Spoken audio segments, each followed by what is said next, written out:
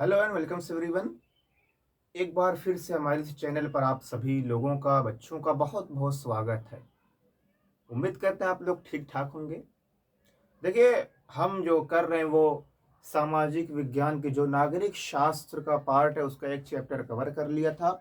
और दूसरा चैप्टर जो आपका है संघवाद, इसके भी तमाम कई सारे टॉपिक्स हम लोगों ने कवर कर लिए हैं।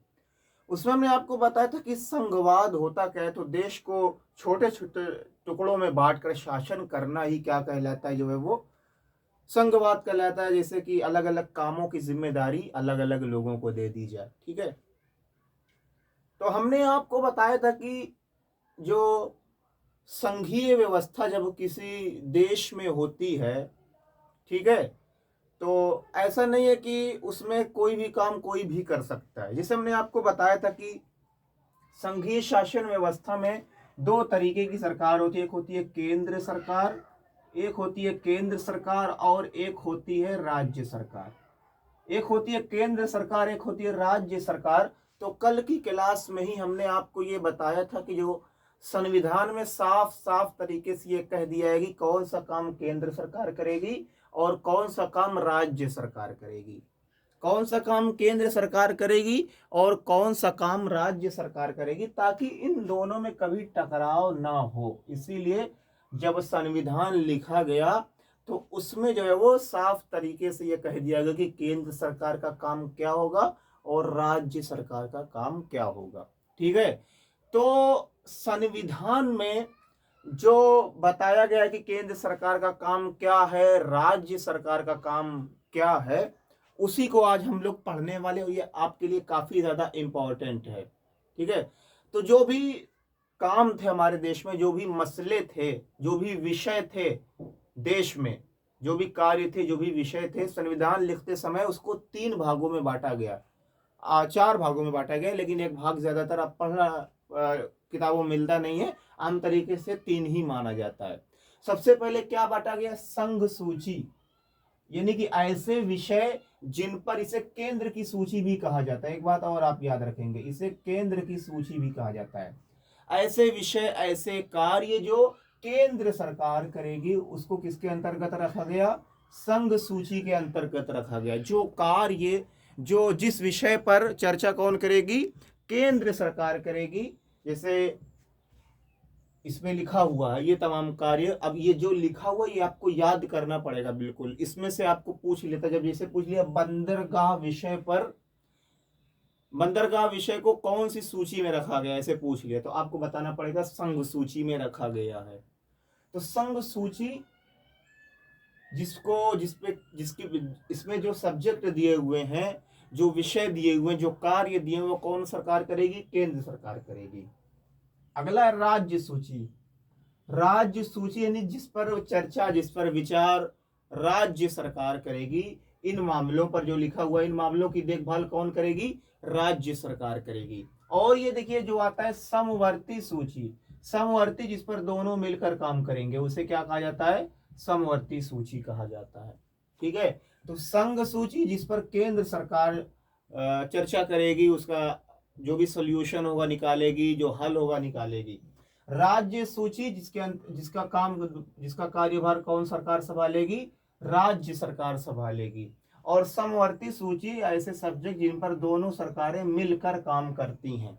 उम्मीद है ये बात आप लोगों को समझ में आ गई होगी। ठीक है, अब एक एक की बात करेंगे। जैसे संघ सूची के अंतर्गत सबसे पहले आती है रक्षा। देश के डिफेंस मामले में जो बात होगी, यानी कि देश की सैन्य व्यवस्था कैसी रहेगी, देश किस प्रकार की मिसाइलें अपने आत्म सुरक्षा के लिए प्रयोग करेगा, किस प्रकार की राफेल रहेंगे, किस प्रकार की मिसाइलें रहेंगी देश की सुरक्षा के लिए। ठीक है, किस प्रकार के सैनिक रहेंगे, कौन सी बंदूकें किस देश से मंगाई जाएंगी, कितने रुपए की मंगाई जाएंगी, ये तमाम फैसले कौन लेगी? केंद्र सरकार लेगी। यानी कि सुरक्षा से संबंधित, रक्षा से संबंधित जितने भी फैसले होंगे वो केंद्र सरकार लेगी। रक्षा से संबंधित जितने भी फैसले होंगे, कोई देश हमारे ऊपर आक्रमण कर दिया तो हम उस पर कब आक्रमण करें, अपने देश की रक्षा कैसे करें, ठीक है, ये तमाम फैसले कौन सी सरकार लेगी? वो केंद्र सरकार लेगी। अगला है अंतरराष्ट्रीय संबंध। अब हमारे देश का किसी दूसरे देश के साथ संबंध कैसा रहेगा, इंडिया और पाकिस्तान का संबंध कैसा रहेगा, इंडिया चीन का संबंध कैसा रहेगा, इंडिया अमेरिका का संबंध कैसा रहेगा, ये तमाम डिसीजंस, ये तमाम फैसले कौन सी सरकार लेगी? वो केंद्र सरकार लेगी। कौन सी सरकार लेगी? केंद्र सरकार। यानी कि विदेशी मामले जो तमाम रहेंगे, इन तमाम मामलों पर फैसले कौन सी सरकार लेगी? वो केंद्र सरकार लेगी। इसीलिए इसे संघ सूची के अंतर्गत रखा गया है। सबसे पहले रक्षा का मामला हो गया, और अंतरराष्ट्रीय संबंध, दूसरे देशों के साथ हमारे देश के संबंध क्या रहेंगे, ठीक है, दूसरे देशों के साथ इंडिया के संबंध दूसरे देशों के साथ कैसे रहेंगे, ये तमाम फैसले कौन लेगी? कौन सरकार लेगी? केंद्र सरकार लेगी। बंदरगाह, बंदरगाह, बंदरगाह यानी कि ये भी एक ट्रेड यानी कि व्यापार करने का एक महत्वपूर्ण साधन होते हैं बंदरगाह। यहाँ से सामान जो है वो पानी के जहाजों द्वारा, शिप्स द्वारा, शीप नहीं, शीप मीन्स क्या होता है? भेड़ा हम लोग क्या कहते हैं, मेड़ा भी कहते हैं बहुत लोगों के यहाँ, ठीक है, भेड़ जिसे कहते हैं ना। तो बंदरगाह ये मत समझ लीजिएगा कि जहां बंदर रहते हैं वहां उसे हम बंदरगाह कहते हैं। कुछ लोग समझते हैं ना ईदगाह जहाँ ईद की नमाज पढ़ी जाती है, उसी तरीके से बंदरगाह जहां पर बंदर रहते होंगे। बंदरगाह जहां पानी के जहाज आकर, सामान्यतः समुद्र के किनारे होते हैं, नदियों के किनारे भी छोटे छोटे बंदरगाह होते हैं, ठीक है। तो बंदरगाह जहां पर पानी के जहाज आकर रुकते हैं, फिर उसमें सामान लोडिंग किया जाता है, फिर वो दूसरे देशों तक पहुंचाया जाता है, या दूसरे देशों से सामान जो है वो पानी के जहाज पर लद कर समुद्री रास्तों से होते हुए इसी बंदरगाह पर, एक तरीके से आप एयरपोर्ट समझ सकते हैं। जिस प्रकार से जो हमारे हवाई जहाज होते हैं वो आकर कहाँ पर रुकते हैं? एयरपोर्ट पर उतरते हैं, और जो पानी के जहाज होते हैं वो कहाँ पर आकर रुकते हैं? बंदरगाह। तो बंदरगाह का मेंटेनेंस कैसा रहेगा, ठीक है, वहां पे किस प्रकार के जहाज आएंगे, वहां से सामान दूसरे देश कैसे जाएगा, ये तमाम देख रेख कौन करते हैं? केंद्र सरकार के अंतर्गत आता है, ठीक है। इसमें राज्य सरकार का कोई भी दखल नहीं होता, ठीक है। सबसे पहले हो गया रक्षा, अंतरराष्ट्रीय संबंध और बंदरगाह। फिर अगला आता है रेलवे। रेलवे संबंधी जितनी तमाम क्रियाएं होती हैं, कहीं रेलवे एक्सीडेंट हो गया, रेलवे लाइन कटी पिटी है, रेलवे पलट गई, ये तमाम जिम्मेदारियां कौन ये लेता है? जिम्मेदारियां रेलवे, ठीक है। रेलवे से याद है कि आप लोगों ने नाम सुना होगा लाल बहादुर शास्त्री का। लाल बहादुर शास्त्री जो हमारे देश के सेकेंड प्राइम मिनिस्टर थे 1964 से 1966 तक। जब ये रेल मंत्री थे तो एक बार रेल दुर्घटना हो गई, ठीक है, रेल मंत्री थे, रेल दुर्घटना हो गई, तो इन्होंने तुरंत अपने रेलवे मंत्री के पद से इस्तीफा दे दिया था। तो क्यों? क्योंकि जब हम रेल मंत्री हैं तो हमारे ही अंडर में, हमारे ही देख रेख में सारी रेलगाड़ियां आती हैं। कहीं ना कहीं अगर रेलगाड़ी पलट गई तो हमारी ही गलती रही होगी जिससे ये रेलगाड़ी पलट गई, इसलिए इन्होंने तुरंत इस्तीफा दे दिया था। इतने अपने कर्तव्य के प्रति ईमानदार थे कौन? लाल बहादुर शास्त्री। इसीलिए लाल बहादुर शास्त्री को शांति प्रिय व्यक्ति कहा जाता है। इन्होंने नारा दिया था जो अक्सर हम क्लास के बाद लगाते हैं, जय जवान जय किसान का नारा। तो रेलवे से संबंधित जितने मामले मसले रहेंगे वो कौन सी सरकार देखेगी? वो केंद्र सरकार देखेगी। हाईवेज हो गए, जो बड़े बड़े हाईवे बने थे, 6 लाइन है, 4 लाइन जो हाईवेज होते हैं, ये इसकी देखरेख कौन करती है? ये भी संघ सूची के अंतर्गत आता है, यानी कि केंद्र सरकार इसकी देखरेख करती है। क्यों? क्योंकि हाईवे केवल एक राज्य में होता नहीं। अब देखिए आप, हमारे यहाँ एक है 6 लाइन पूर्वांचल एक्सप्रेसवे जिसे कहते हैं, ये कई राज्यों से होकर गुजरता है। जब कई राज्यों से होकर, ये तो मल्टीपल राज्यों से होकर गुजरता है ना, तो इसकी देखरेख कौन करती है? केंद्र सरकार। संचार, देखिए संचार का मतलब आप बहुत लोग गलत निकाल लेते हैं कि संचार का मतलब केवल जब यहाँ से आप बात कर रहे हैं कहीं दूसरी जगह पर तो विचारों का आदान प्रदान हो चाहे सामान का आदान प्रदान हो, उसे हम संचार के अंतर्गत लाते हैं। संचार हो गया, ये तमाम देखरेख कौन करती है? जो है वो केंद्र सरकार। इसी तरीके से 97 विषय दिए गए जिस पर नियंत्रण इसका होता है केंद्र सरकार का। जिससे रक्षा हो गया, अंतरराष्ट्रीय संबंध हो गए, बंदरगाह हो गया, रेलवे हो गया, हाईवेज हो गए, संचार हो गए, ऐसे 97 विषय हमारे संविधान में दिए गए। फिलहाल जितना आपके कोर्स में उतना हमने यहाँ पे लिखा हुआ है, 97 विषय दिए। पूछा जाता है कि संघ सूची के अंतर्गत कितने विषय आते हैं?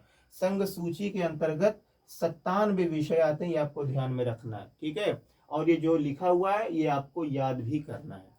इन तमाम सब्जेक्ट पर, इन तमाम विषय पर किसका नियंत्रण होता है? केंद्र सरकार का नियंत्रण होता है। अब अगला में हम मूव करेंगे राज्य सूची के अंतर्गत। राज्य सूची ऐसे सब्जेक्ट, इसमें जो सब्जेक्ट आते हैं उस पर नियंत्रण किसका रहेगा? उस पर नियंत्रण रहेगा राज्य सरकार का, नियंत्रण उस पर रहेगा, उस पर राज्य सरकार का नियंत्रण रहेगा। सबसे पहले इसमें आती है सार्वजनिक व्यवस्था। सार्वजनिक व्यवस्था का मतलब जहाँ पे बहुत सारे लोग अगर इकट्ठा होते हैं, उस स्थान की व्यवस्था कैसे की जाए, वहां पे किसी प्रकार का दंगा ना हो, ये तमाम चीजें, जैसे आप लोगों ने देखा होगा जुलूस उलूस बहुत सारे निकलते हैं, होली दीपावली, तमाम ऐसे पर्व होते हैं हिंदुओं में मुसलमानों में, जिस पर सरकार की तरफ से व्यवस्थाएं की जाती है। तमाम व्यवस्था जो की जाती है वो किसके द्वारा की जाती है? वो राज्य सरकार के द्वारा की जाती है।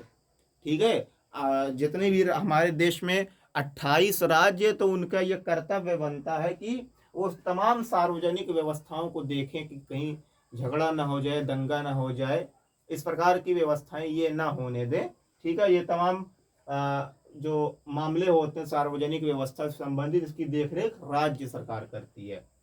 और पुलिस वुलिस का मामला जो होता है, जो देखा होगा आप लोगों को, पता चला कि यूपी पुलिस की वैकेंसी निकली है तो बिहार पुलिस की वैकेंसी निकली, तो पुलिस वुलिस की जो मेंटेनेंस होती है, उनका चयन होता है, वो तमाम किसके अंतर्गत आता है? वो राज्य सरकार के अंतर्गत आता है। ठीक है। तो पुलिस वुलिस वाला मामला किसके अंतर्गत आता है?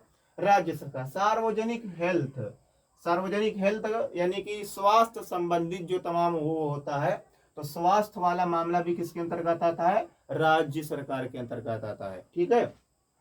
बड़े बड़े अस्पताल हो गए और दवाखाने हो गए, ये भी राज्य सरकार के अंतर्गत आते हैं। साफ सफाई, साफ सफाई जो आप रास्ते उस्ते पर देखते हैं साफ रहता है, सुबह सुबह गाँव में आते होंगे आपके साफ ऑफ करने वाले। ठीक है। तो साफ सफाई जो है वो ये भी किसके अंतर्गत आती है?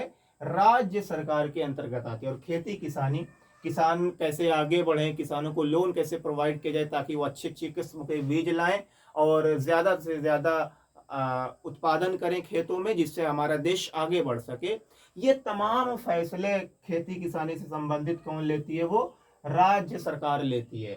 जिस प्रकार से हमने बताया संघ सूची में कुल मिला के 97 विषय शामिल है, उसी प्रकार राज्य सूची में कुल मिला के 66 विषय शामिल है। कितने विषय शामिल है? 66 विषय। तो ये था राज्य सूची, ये था संघ सूची। और समवर्ती सूची, समवर्ती सूची में आपके आते हैं कुल मिला के 47 विषय। कितने विषय आते हैं? 47 विषय। और हमने आपको बताया कि समवर्ती सूची का मतलब ऐसे सब्जेक्ट, इसके अंतर्गत जो सब्जेक्ट आएंगे इस पर जो है वो केंद्र सरकार का भी नियंत्रण रहेगा और राज्य सरकार, दोनों में से सबका नियंत्रण रहेगा। जैसे न्याय, न्याय से संबंधित जो मामला होगा, पहले तो वो राज्य सरकार देखी, जब राज्य सरकार से कहते हैं कि जब पानी सर से ऊपर जाने लगता है राज्य सरकार के, तब उस केंद्र सरकार उसका देखभाल करती है। ठीक है। न्याय हो गया। शिक्षा, शिक्षा जैसे आप लोगों ने शिक्षा के मामले में यूपी बोर्ड एमपी बोर्ड देखा होगा। ठीक है। अब यूपी बोर्ड यूपी की सरकार चलाती है, बिहार बोर्ड बिहार की सरकार चलाती है, लेकिन वही सीबीएसई बोर्ड होगा जो केंद्र सरकार के अंतर्गत आता है। तो शिक्षा ऐसा मामला जिस पर दोनों सरकारों का अंतर्गत आता है। ट्रेड यूनियन, व्यापार संबंधित कोई आप समूह बनाना चाह रहे हैं, कोई संगठन बनाना चाह रहे हैं। यूनियन का मतलब क्या होता है? संगठन। ट्रेड का मतलब होता है व्यापार। व्यापार संबंधित कोई आप संगठन बनाना चाहते हैं तो इसमें भी दोनों प्रकार की सरकारों का जो है वो योगदान रहेगा। वन, उनका मामला देखा होगा आप लोगों ने, कुछ जो है राज्य राजकीय वन होते हैं, कुछ राष्ट्रीय वन होते हैं। ठीक है। इस प्रकार से जो है वो ये समवर्ती सूची के अंतर्गत आते हैं। इसमें कुल 47 विषय हैं। एक चीज और आती है अवशिष्ट विषय। अवशिष्ट विषय, अवशिष्ट विषय इसके अलग आता है, यानी कि जब संविधान में देखा गया अरे इसमें कुछ सब्जेक्ट बच गए, जैसे 47 विषय इसमें आ गए, 66 विषय इसमें आ गए, 47 विषय इसमें आ गए। ठीक है। तो जब ये देखा गया कि ये तमाम विषय इसके अंतर्गत रख दिए गए, कुछ विषय जो ऐसे थे जो बच गए, तो उसके किसके अंतर्गत रख दिया? अवशिष्ट विषय के अंतर्गत रख दिया। और ये किस देश से लिया गया था? ये कनाडा से लिया गया था। इतनी बात आपको ध्यान में रखनी है। तो उम्मीद करते हैं कि आज की क्लास आपको समझ में आई होगी। ठीक है। और ये आपको याद रखना है जितना हमने यहाँ पे लिखा है। ठीक है। तो क्लास कैसी लगी कमेंट करके जरूर बताइएगा। जय जवान जय किसान।